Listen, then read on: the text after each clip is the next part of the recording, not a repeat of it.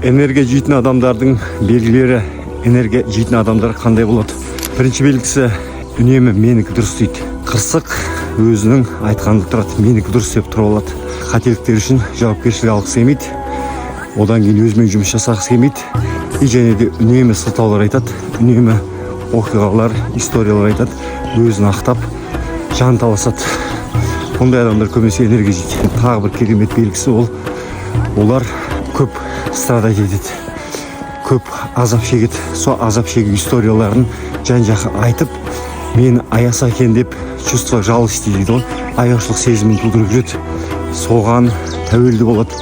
Сол аяушылық сезімі арқылы назар тартып, махаббат алғысы келеді, энергия жейді солай. Осылайша махаббатты токсичный жолмен, не экологичный жолмен алады.